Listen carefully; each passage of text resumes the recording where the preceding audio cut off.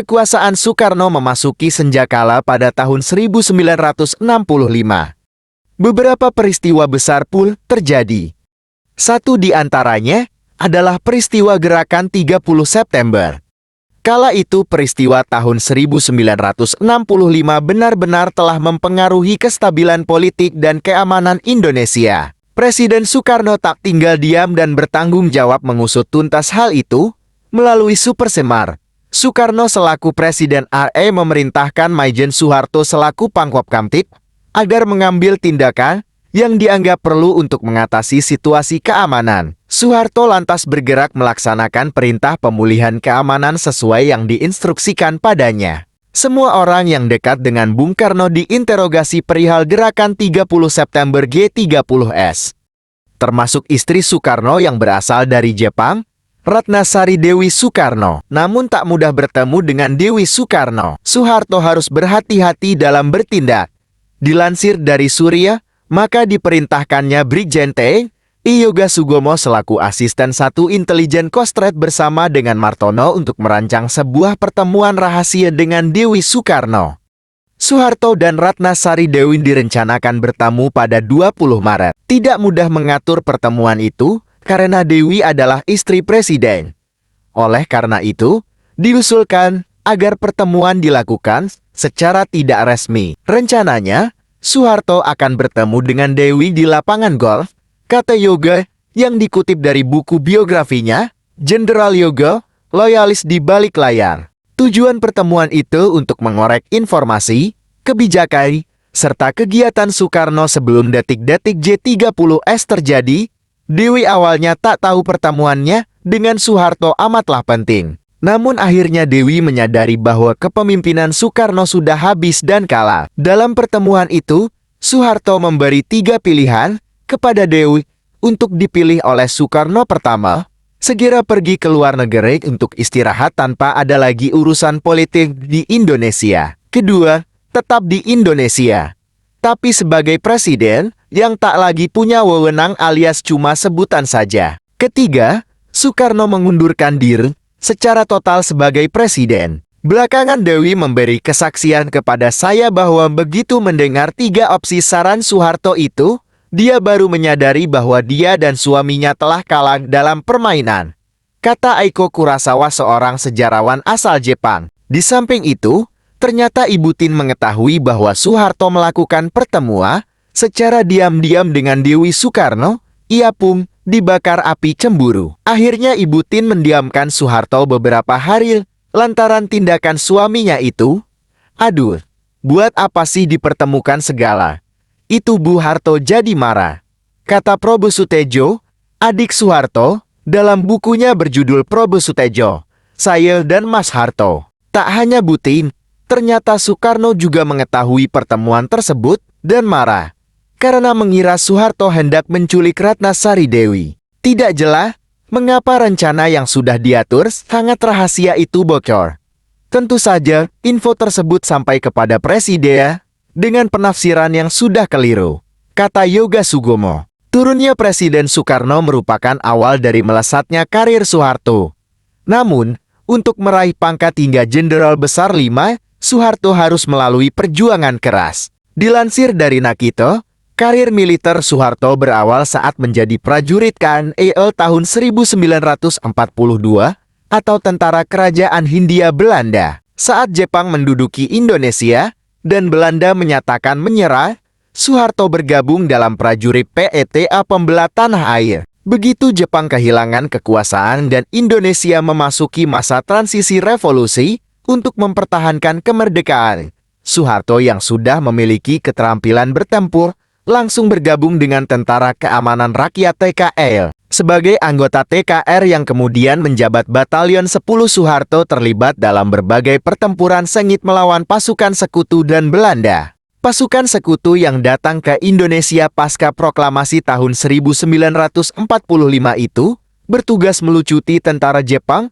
sekaligus mengambil alih kekuasaan Republik Indonesia ke tangan kolonial Belanda. Soeharto saat itu berpangkat Letkol, pernah terlibat dalam beberapa pertempuran besar di kawasan Banyu Biru, Ambarawa atau Palagan Ambarawa, dan serbuan dadakan ke kota Yogyakarta yang kemudian dikenal dengan serangan umum 1 Maret tahun 1949 atau 6 jam di Yogyakarta. Pasca kemerdekaan, Soeharto tetap memiliki peran yang penting dalam lingkup militer Tentara Nasional Indonesia.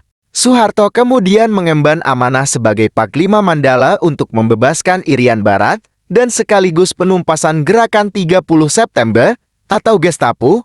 Pada dekade yang sama, Soeharto juga menjabat sebagai Pangkostrat. Irian Barat kembali ke pangkuan Republik Indonesia pada 1 Mei tahun 1963 dan Gestapo berhasil diredam pada Oktober tahun 1965. Maret tahun 1967, Soeharto dikukuhkan sebagai Presiden kedua Republik Indonesia, menggantikan Soekarno yang dituntut mundur oleh mahasiswa dan masyarakat pada Juli tahun 1966. Soeharto kemudian menjadi Presiden Republik Indonesia dengan berbagai gejolak politik dan ekonomi yang turut mewarnai hingga 21 Mei tahun 1998. Sebagai seorang militer yang telah kenyang berbagai pertempuran besar, Soeharto pernah dianugerahi kehormatan tertinggi sebagai Jenderal Besar Tentara Nasional Indonesia. Ia wafat pada 27 Januari tahun 2008 dan dimakamkan dengan upacara kebesaran militer di Astana Giribangun, Solo, Jawa Tengah. Karir Soeharto yang menjadi semacam batu loncatannya untuk menduduki Presiden Republik Indonesia adalah saat menjabat sebagai Pangkostrat pada 6 Maret tahun 1961. Awalnya, Kepala Staf Angkatan Darat Jenderal Tentara Nasional Indonesia Abdul Haris Nasution menginstruksikan untuk membentuk kekuatan cadangan strategis yang bersifat mobil di akhir tahun 1960, yang kemudian dikenal sebagai Korps ke-1 Cadangan Umum Angkatan Darat atau Koras 1 Caduat. Panglima pertama yang menjadi komandannya adalah Brigjen Soeharto, hingga Caduat berubah nama menjadi Komando Cadangan Strategis Angkatan Darat atau Kostrap. Soeharto yang tetap menjabat sebagai panglimanya atau Pangkostrat. Pada saat yang bersamaan, Soeharto juga menjabat sebagai Panglima Mandala Pembebasan Irian Barat berpangkat Mayor Jenderal.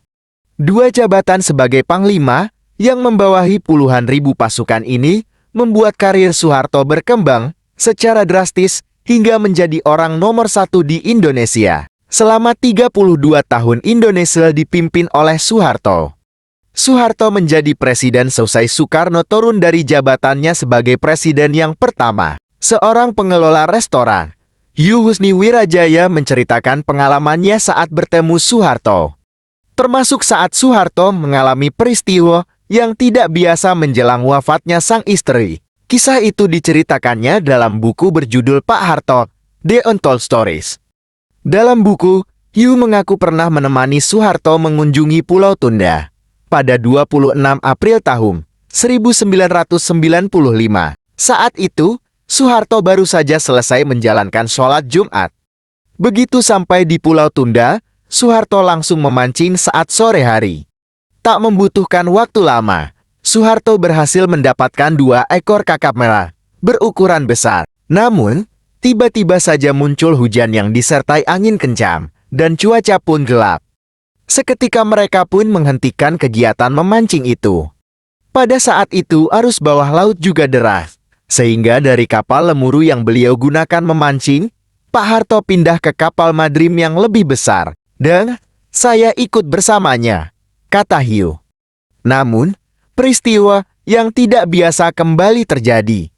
Saat akan mandi, Soeharto tiba-tiba kehabisan air. Pak Harto tidak marah, beliau hanya meminta diberi air aqua untuk melap tubuh. Saya menduga ada yang tidak sengaja atau lupa mematikan keran wastafel ketika mencuci tangan pada saat Bapak sedang memancing tadi, ujar Yu. Sedangkan, saat itu juga terjadi hujan, dan angin semakin menjadi-jadi. Akibatnya, kapal itu pun harus ditambatkan ke kapal baracuda. Dalam suasana seperti itu, diam-diam Yu memperhatikan Pak Harto. Saya melihat pandangan mata beliau tampak kosong. Saat itu juga Pak Harto memutuskan batal memancing di hari Sabtu besok karena memperkirakan arus masih akan sangat kuat hingga keesokan harinya, kata Yu. Pada hari Minggu, Hiu pun mendapatkan kabar duka. Saat itu, istri Soeharto, Tin, meninggal dunia. Hiu kemudian teringat lagi 3 peristiwa tidak biasa yang terjadi pada Soeharto saat memancing sebelumnya. Saya tercenung dan menduga-duga, apakah 3 peristiwa dalam waktu berdekatan itu diantarkan alam semesta kepada Pak Harto sebagai isyarat duka bagi beliau yang akan kehilangan istri terkasih untuk selamanya? Tanya Hiu. Sekian dan terima kasih.